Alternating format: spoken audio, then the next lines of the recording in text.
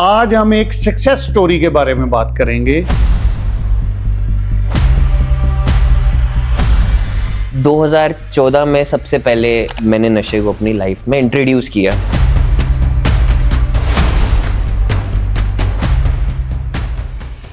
वक्त जरा अदब से पेश आ, वक्त नहीं लगता वक्त बदलने में। जब भी कोई डिसीजन लेने का टाइम होता है, एक हमारे मन की आवाज होती है ना, अंतरात्मा जिसे कहते हैं, वो हमें बता देती है कि सही क्या है गलत क्या है। एक तो मैं अपने अंतरात्मा की सुनता हूँ, उसके बाद मेरे लिए इन दोनों के बीच में कोई कंपैरिजन नहीं है मेरा कोच या मेरे फादर। मैंने दोनों से वो चीज पूछनी है, और अगर मेरे फादर या मेरे कोच जो चीज कहते हैं ना वो दोनों की सेम होती है, इसका मतलब वही राइट डिसीजन है। जिस इंसान ने अपनी मेहनत से, अपनी ताकत से, उन सब चीजों से उस वक्त को बदल दिया, जो एक चिल्लत भरी जिंदगी से एक रिस्पेक्टफुल लाइफ में आ गया। पेन आपका एक सबसे बड़ा मोटिवेटर भी हो सकता है, और पेन आपको लेके डाउनफॉल में भी जा सकता है। मेरी लाइफ का एक ऐसा इंसिडेंट है जो बहुत ही कम लोग जानते हैं। नमस्ते, सत श्री अकाल, आदाब। आप सबका बहुत बहुत स्वागत है हमारे आज के शो काबिल तारीफ में। आज हमारे शो में जो गेस्ट हैं वो एक बहुत ही ख़ास इंसान है मेरे लिए भी, और आज का पॉडकास्ट भी बहुत ख़ास होने वाला है क्योंकि वो बहुत साल एक कशमकश में थे, एक प्रॉब्लम में थे, उससे बाहर निकल के अपनी ज़िंदगी दोबारा स्टार्ट करनी, एक बॉटम पे जाके दोबारा उठ के चलना और फिर अपनी ज़िंदगी को एक ऊंचाई पर लेके जाना, ये बहुत बड़ी बात होती है। आप सबके लिए मिसाल है और आज उनसे बहुत ख़ास बातें करेंगे। वो बेसिकली जम्मू कश्मीर से हैं, तो यंग लड़का है ऋषभ गंदोत्रा। तो आज उनसे बात करेंगे उनकी जर्नी के बारे में। बहुत साल उन्होंने अपने एडिक्शन में निकाले हैं, उसके बाद वो बिल्कुल अपने आप को ठीक करके प्रॉब्लम से बाहर निकल के अभी वो रिकवरी में है और फैमिली बिजनेस उन्होंने अपना ज्वाइन किया है।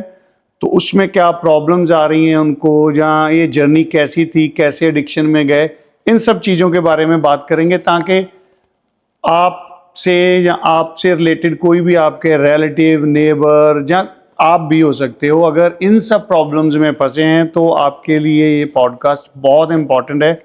अगर आप इन सब प्रॉब्लम्स में नहीं भी फंसे तो भी उतना ही इम्पॉर्टेंट है ये पॉडकास्ट, क्योंकि इसमें इतनी इन्फॉर्मेटिव चीज़ें होंगी कि एक नॉर्मल इंसान कई बार वो चीज़ें नहीं कर पाता जो एक रिकवरी वाला बंदा सीखने के बाद अपनी ज़िंदगी में अप्लाई करता है चीज़ें।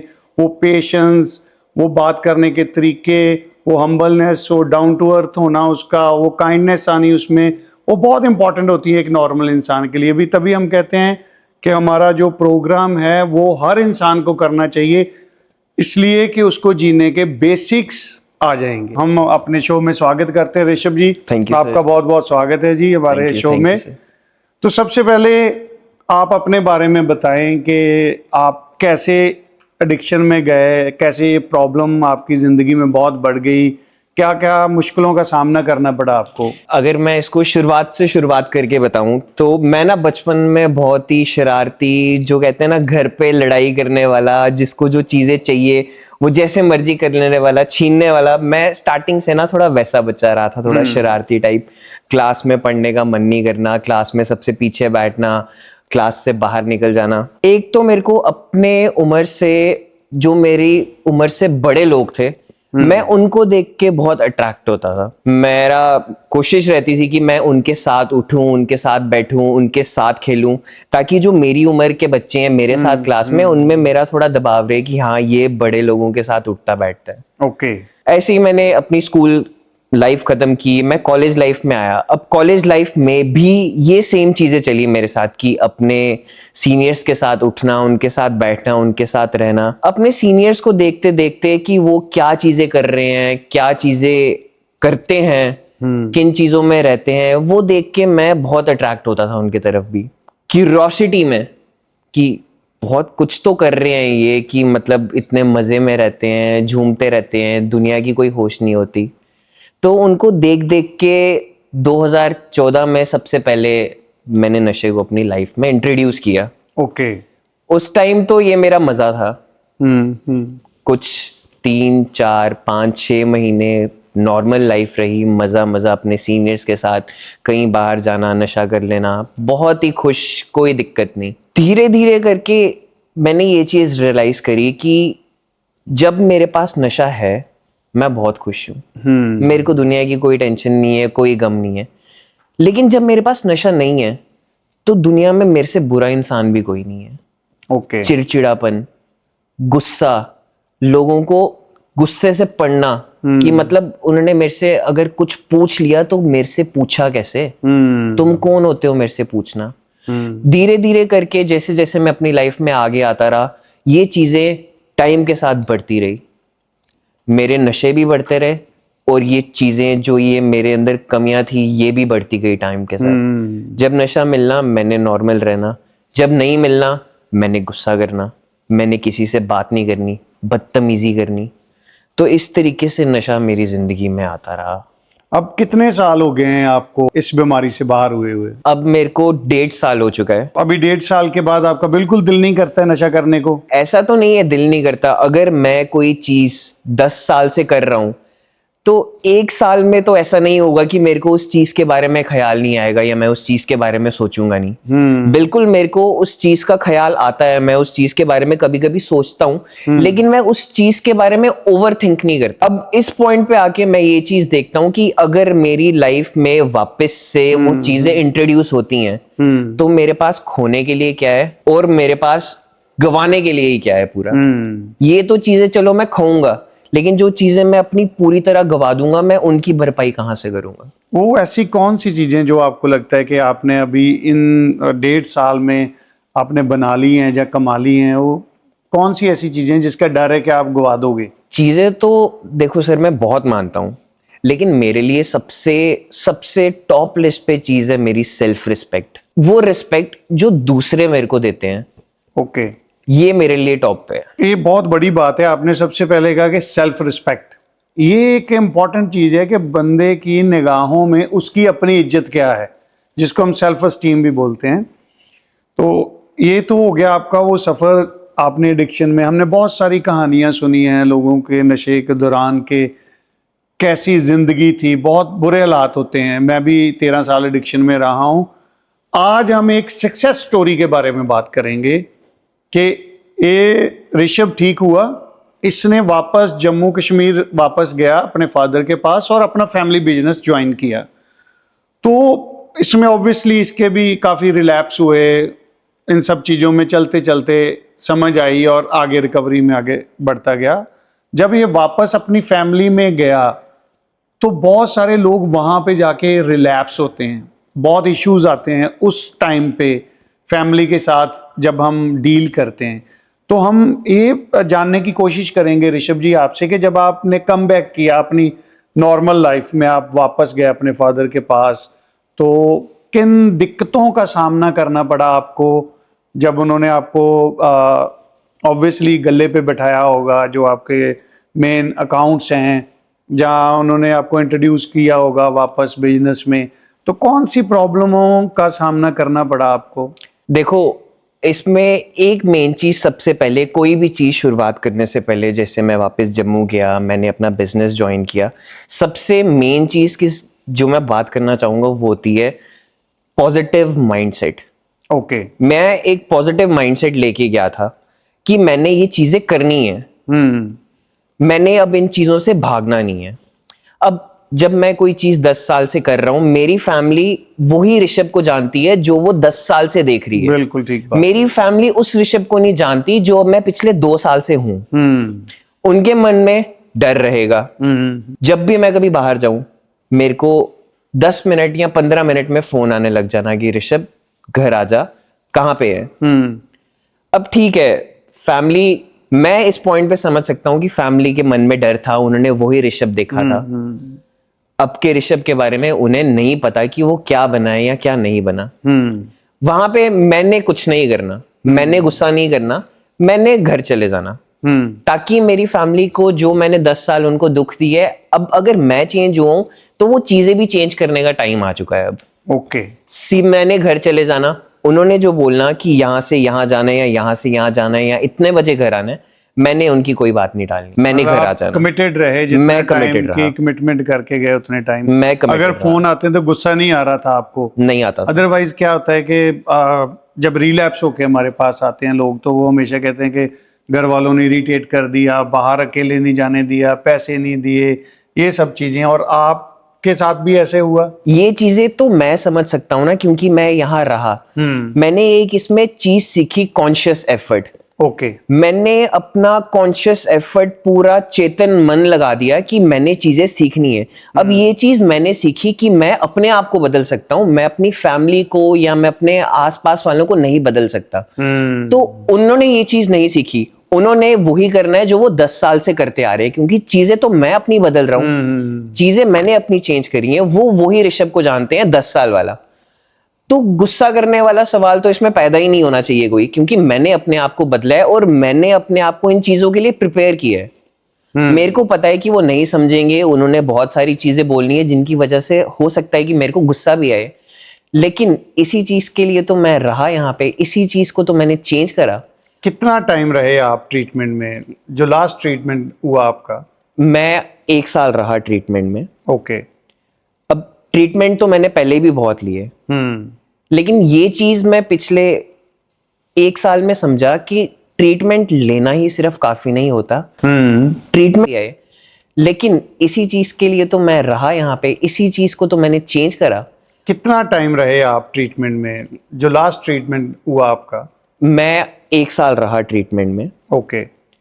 अब ट्रीटमेंट तो मैंने पहले भी बहुत लिए, लेकिन ये चीज मैं पिछले 1 साल में समझा कि ट्रीटमेंट लेना ही सिर्फ काफी नहीं होता। ट्रीटमेंट लेके उन चीजों को समझ के अप्लाई करना भी बहुत जरूरी होता है। क्योंकि अगर कोई मेरे को कोई सी चीज सिखाता है तो मैंने वो चीज अपने दिमाग में लाई, कल मेरे से हो सकता है कोई वो चीज दोबारा पूछ ले तो शायद मैं उसे नहीं बता पाऊंगा। लेकिन अगर आज उसने मेरे को चीज बताई और आज मैंने वो चीज कहीं अप्लाई भी कर दी, तो कल छोड़ के परसों अगर मेरे पास कोई आता है कि इस चीज के बारे में बता, तो मैं उसको सब बता सकता हूँ। एफर्ट बहुत जरूरी है, मैंने एफर्ट करना शुरू कर दिया। वेरी गुड, बहुत बहुत बड़ी बात कही आपने।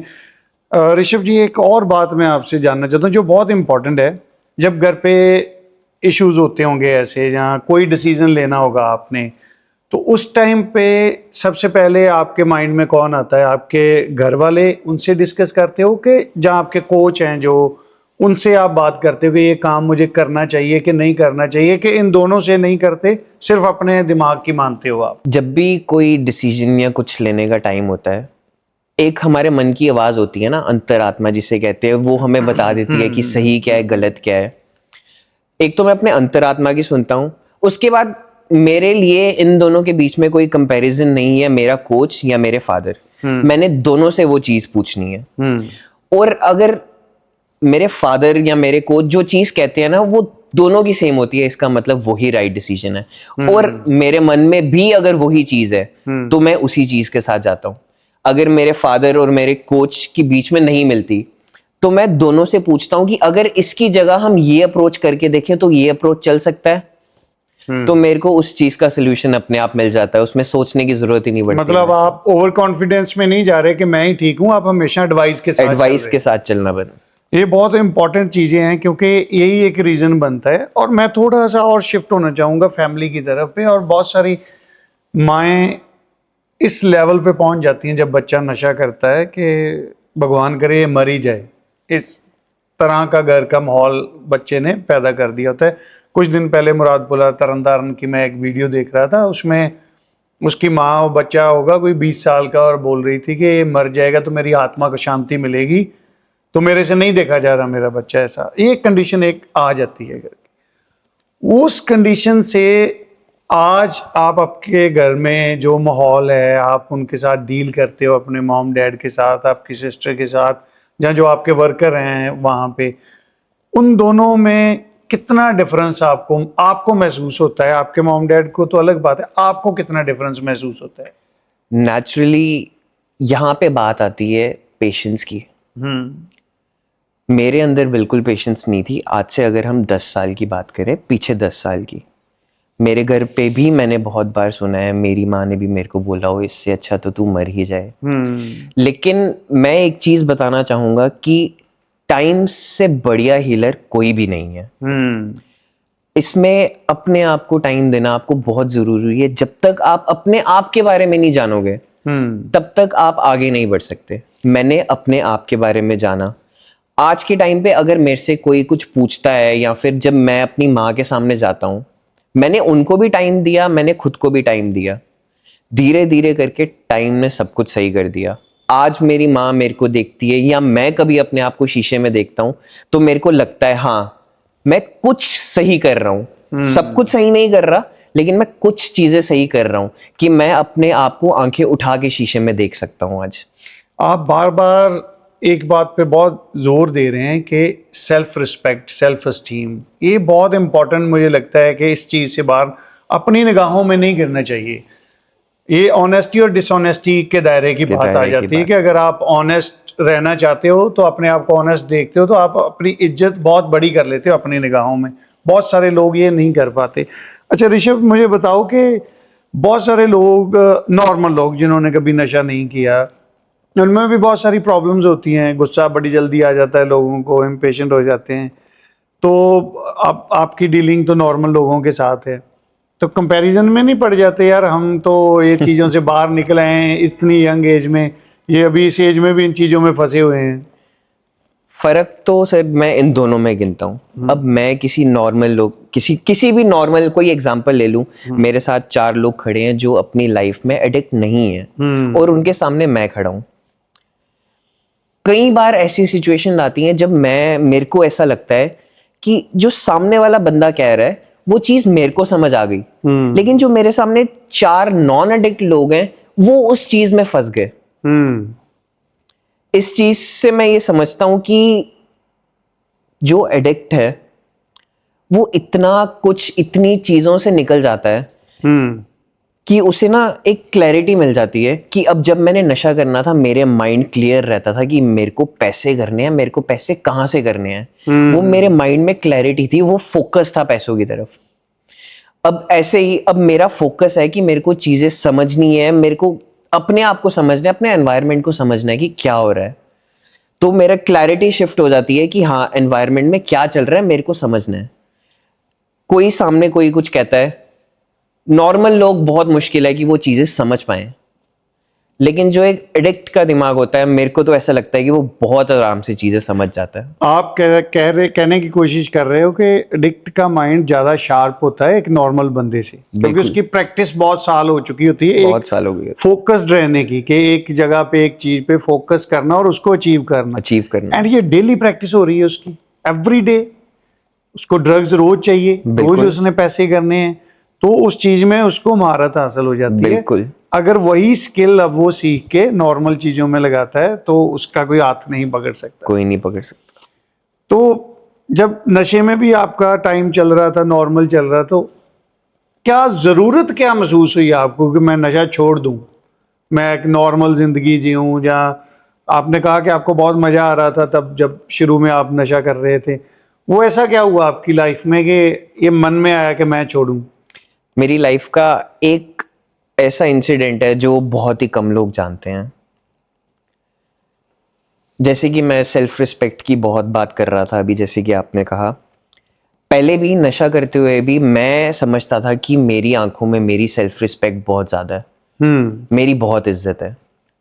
अब एक बार मैं गया हुआ था नशा लेने, मेरे को नशा मिल नहीं रहा था।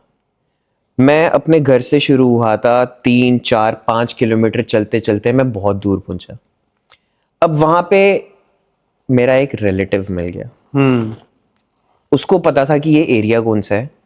उसने मेरे को देखा, उसने मेरे फादर को फोन लगा दिया। मेरे फादर का फोन आया मेरे को कि तू जहां भी है वहां से घर पहुंच।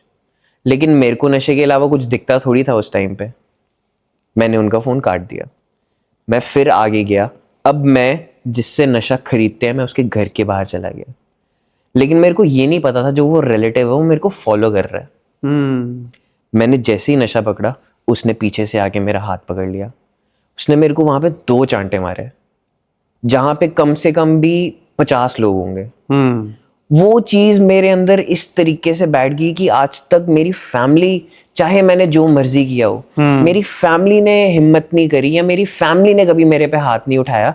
ये बाहर वाला बंदा जो घर भी नहीं आता, जिससे इतनी बात भी नहीं होती मेरी, इसने मेरे ऊपर हाथ उठा दिया। मेरी सेल्फ रिस्पेक्ट, मेरे को वहां पे लगा कि कुछ भी नहीं है, चूर चूर हो गई। वो चीज मेरे अंदर इस तरीके से बैठ गई कि मैंने सोचा कि अब बहुत हुआ, अब मेरे को इस जिल्लत भरी लाइफ से बाहर आना है। वो एक डिसीजन, हम अक्सर सुनते हैं ना कि किसी भी एडिक्ट से बात करें या किसी भी नॉर्मल इंसान से हम बात करें, वो कहते हैं कि मैंने अपनी जिंदगी का रॉक बॉटम हिट कर दिया। रॉक बॉटम क्या हो गया कि मैंने इससे नीचे कुछ भी नहीं हो सकता, कि मैं अपनी जिंदगी के लोएस्ट पॉइंट पे हूं। बिल्कुल। लेकिन इसको देखने का एक दूसरा नजरिया ये भी है कि ये आपकी नई जिंदगी की शुरुआत भी हो सकती है। क्या बात है। ये दो चीजें मैंने अपने माइंड में रखी और मैं एक रिकवरी के सफर पे निकल गया। क्या बात है, मतलब दिल को छू लेने वाली बातें कर रहे हो ऋषभ। मतलब इतनी यंग एज में इतना बड़ी बातें और इतनी गहराई वाली बातें। मुझे लगता है कि जो आपने प्रोग्राम सीखा रिकवरी में रह के, 1 साल रहे, अपना 1 साल आपने इन्वेस्ट किया। मैं तो हमेशा कहता हूँ कि टाइम एक ऐसी चीज़ है, आप जहाँ तो उसको इन्वेस्ट कर सकते हो, जहाँ वेस्ट कर सकते हो। आपने इन्वेस्ट किया तो उसी का नतीजा ही आज ये ऋषभ है। आपको देखना एक शेर याद आ रहा है, जैसे आपका कॉन्फिडेंस है, आप बात कर रहे हैं और रिस्पेक्ट की बात कर रहे हैं, तो वो किसी इंसान के साथ ऐसे ही ज़िंदगी में कुछ हालात पैदा हुए तो वक्त को बोलता है। मुझे लगता है कि आप वो हो कि जो वक्त के घोड़े को आगे से उसकी लगाम पकड़ के चल रहे हो, कि अपनी ताकत रखते हो वक्त को बदलने की। तो उसने भी ये 2 लाइनें कही कि ऐ वक्त जरा अदब से पेश आ, वक्त नहीं लगता वक्त बदलने में। और आज मैं कहूँगा कि आप वो इंसान हो जिस इंसान ने अपनी मेहनत से, अपनी ताकत से, उन सब चीज़ों से उस वक्त को बदल दिया, जो एक चिल्लत भरी ज़िंदगी से एक रिस्पेक्टफुल लाइफ में आ गया। तो आज आप अच्छे बिजनेसमैन की तरह विचर रहे हो लोगों में, और आज किसी की हिम्मत नहीं है कि आपका हाथ पकड़ के 2 थप्पड़ लगा दे। चाहे उसने अच्छा ही किया, पर एक टूटता है मन कि कोई आके हमें ऐसे क्यों टच करे, मारे हैं, ऐसे क्यों टूटता है। सो बहुत बड़ी बात है, ये समझनी चाहिए बात। हर बंदे की जिंदगी में जब वो बुरा काम करता है, जरूरी नहीं नशे की बात कर रहे हैं हम, कोई भी बुरा काम करता है थप्पड़ पड़ता है भाई। सिर्फ आपको वो थप्पड़ दिखता नहीं, इसको फिजिकली पड़ा, आपकी अंतरात्मा भी आपको झंझोड़ती है, थप्पड़ मारती है, एक बार बोलती है कि गलत कर रहा है, ये मत कर, ये सही काम नहीं है। पर वो आवाज़ सुनने की ताकत शायद हम में है ही नहीं, जहाँ हमने वो चीज़ों को कभी समझ नहीं पाए कि ये हमारी ज़िंदगी में जो आवाज़ है, ये बहुत इंपॉर्टेंट आवाज़ है, इसे हमें सुनना है। सो ऋषभ ने वो बात सुनी और आज निकल के बाहर एक अच्छी ज़िंदगी जी रहा है। मैं इसमें एक चीज़ और ऐड करना चाहूँगा कि थप्पड़ चाहे उसने मेरे को मुंह पे मारा हो, लेकिन वो दर्द मेरे यहाँ पे और यहाँ पे हुआ था, वो मेरे यहाँ पे दर्द नहीं हुआ था। तो हम अक्सर ये चीज़ पढ़ते हैं या कहीं पे भी कुछ भी होता है तो अक्सर ये चीज़ हमें सुनाई देती है कि पेन आपका एक सबसे बड़ा मोटिवेटर भी हो सकता है और पेन आपको लेके डाउनफॉल में भी जा सकता है। वो पेन, मैं आज तक जब मेरे को वो इंसिडेंट याद आता है ना, वो मेरे को यहाँ फील नहीं होता, वो मेरे को यहाँ पे और यहाँ पे फील होता है। वो पेन मेरे को लेके गई। क्या बात है, ये बहुत बड़ी बात है। अपनी पेन नहीं भूलनी चाहिए, वही आपको आगे लेके जाती। वो एक डायलॉग भी है ना मूवी का, थप्पड़ से डर नहीं लगता साहब, प्यार से लगता है। आप इतने खूबसूरत जवान लड़के हैं, तो आपकी जिंदगी में रिकवरी में आने के बाद कोई आपकी गर्लफ्रेंड है, कोई किसी के साथ आपका रिलेशन बिल्ड हुआ कि ये रोका जाता है कि आगे गर्लफ्रेंड नहीं बनानी या इतनी देर ये नहीं करना? नहीं, ऐसा तो नहीं है कि, लेकिन गर्लफ्रेंड तो कोई नहीं है सर। शर्मा रहे और नहीं, गर्लफ्रेंड तो कोई भी नहीं है। गर्लफ्रेंड तो कोई भी नहीं है। हाँ, मैं जरूर कोशिश करता हूँ, सारे ही चाहते हैं कि उनकी लाइफ में कोई अच्छी लड़की आए, अपनी फैमिली को वो इमेजिन करते हैं कि अपनी फैमिली के साथ वो एक अच्छी जॉब, मतलब वेल सेटल लाइफ निकाल रहे हैं। तो वो चीज़ें मैं भी इमेजिन करता हूँ, और क्यों नहीं, मैं भी चाहता ही हूँ मेरी लाइफ में कोई आए जिसके साथ मैं अपनी लाइफ स्पेंड करूँ, जिसके साथ मैं अपनी हैप्पी मोमेंट्स और सैड मोमेंट्स शेयर करूँ। बिल्कुल। मैं भी इस सफ़र से निकला हूँ। मैं सोचता हूँ ऋषभ के, जब हम पहले भी पॉडकास्ट से पहले ये बात कर ही रहे थे कि हम जिंदगी की रेस में ना बहुत तेज भागते हैं। जब हम बहुत तेज भागते हैं ना तो हमारा ध्यान सड़क पे रहता है। हम जो हमारे आजू बाजू चीज़ें चल रही होती हैं हम उनको ऑब्जर्व नहीं कर पाते, देख नहीं पाते, उनको एंजॉय नहीं कर पाते। अगर हम जिंदगी में स्लो चलते हैं ना तो बहुत सारी चीज़ें ऑटोमेटिकली हमारे पास, अपॉर्चुनिटीज़, रिलेशन, नई चीज़ें, वो सब आती हैं हमारे पास। तो ये बात मुझे सरदार दलबीर सिंह हैं, आर्किटेक्ट अमृतसर में, उन्होंने समझाई थी कि अगर आपने सफ़र का मज़ा लेना है, एंजॉय करना है, तो आप धीमी गति से चलो, स्पीड इतनी तेज मत लेके जाओ, आप बहुत चीज़ें देख पाओगे, ऑब्जर्व कर पाओगे।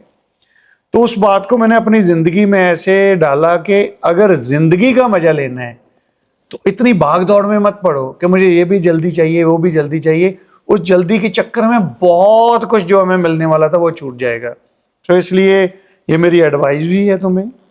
तो अपनी ज़िंदगी में सारी चीज़ें, पैसा कमाओ, नाम, सक्सेस, सब कुछ, पर आराम से चलो। जो आज के दिन का मज़ा है, एंजॉयमेंट है, उसको मत पीछे छोड़ जाना कभी, उसको साथ लेके चलना। ये तो सर बिल्कुल बात है ही है। अगर आज मैं पैसे कमा रहा हूँ या फिर मैं कुछ भी काम कर रहा हूँ, वो मैं क्यों कर रहा हूँ? मैं इसीलिए नहीं कर रहा कि हाँ, कल के बारे में लोग सोचते हैं, मैं इसीलिए नहीं कर रहा कि कल जब मैं 60-70 साल का हो जाऊंगा मैं तब पूरी ऐश करूंगा। मैं मेहनत कर रहा हूँ या मैं पैसे कमा रहा हूँ ताकि मैं अपना आज भी तो एंजॉय कर सकूं, ताकि जब को मैं 70 या 80 साल में पहुंचूं उस चीज का अपना मजा होगा। लेकिन जब मैं पीछे देखूं तो मेरे पास याद करने के लिए कुछ यादें तो रहे। लास्ट में मैं आपसे एक सवाल पूछना चाहता हूँ कि जब आप नशे करते थे लोग आपको बहुत बुरी नज़र से देखते होंगे, एक क्रिमिनल की नज़र से देखते होंगे। आज 1.5 साल, तकरीबन 2 साल होने वाले हैं, इस दौरान लोगों का नज़रिया क्या है आपके प्रति? जो तो लोग, जैसे मेरी फैमिली में जो क्लोज फैमिली है, इमीडिएट फैमिली, मेरी माँ, मेरे पापा, मेरी दादी माँ है, मेरी सिस्टर, उनमें तो बहुत फ़र्क है। वो अब नए ऋषभ को मिल चुके हैं, नए ऋषभ को जान चुके हैं, तो वो समझ सकते हैं कि वो 10 साल पुराना ऋषभ और आज 2 साल वाले ऋषभ में बहुत डिफरेंस है। बहुत सारी मेरे ऐसे फैमिली मेंबर्स हैं जिन्होंने अभी भी वो 10 साल पुराना वाला ऋषभ देखा है, लेकिन वो जो 2 साल से अब जो ऋषभ है उसको वो कभी कभी बीच में महीने में एक बार या 2 महीने में एक बार मिलते हैं। तो हाँ, वो आज भी कभी कभी मेरे को पूछते हैं कि अब तो नहीं करता कुछ, अब ठीक है। तो अब मेरे पास इस चीज का जवाब देने के 2 चीजें मेरे को लगता है कि मैं जवाब दे सकता ये हूँ। बहुत इंपॉर्टेंट बात है। या तो मैं गुस्सा कर सकता हूँ कि आप कौन होते हो मेरे को बोलने वाले, या तो मैं उनको कह सकता हूँ शुक्रिया, अगली बार जब मैं करने जाऊंगा मैं आपको याद रखूंगा। क्या बात है, बहुत बहुत बड़ी बात है, बहुत बड़ी बात है। आप उन सब लोगों को एज ए अवेयरनेस ले रहे हैं कि आपने मुझे अवेयर करा दिया कि मैं फिर से फंस सकता हूँ इस प्रॉब्लम में। बिल्कुल। तो बहुत बड़ी बात है। Thank you so much Rishabh ji, आप आए, हमारे साथ बातें की और इतनी खूबसूरत बातें आपने हमें बताई, इतनी इंफॉर्मेटिव चीज़ें और इतनी अपनी पर्सनल चीज़ें हमारे साथ डिस्कस की, उसके लिए आपका बहुत बहुत धन्यवाद। धन्यवाद सर आपका मेरे को यहाँ बुलाने के लिए। Thank you. ये ऋषभ से बहुत ही हमने प्यारी सी, अच्छी सी बात की थोड़ी देर के लिए, पर मुझे लगा कि शायद इस आधे घंटे में मैंने एक पूरी ज़िंदगी जी ली है, एक पूरी ज़िंदगी का सफ़र देख लिया है। इस चेहरे पे इतना कॉन्फिडेंस, इतनी ताकत, हर एक चीज़ नज़र आ रही थी उसकी आंखों में, उसकी बात करने के अंदाज में, कि भगवान करे वो रिकवरी में रहे और ज़िंदगी में बहुत ग्रो करे।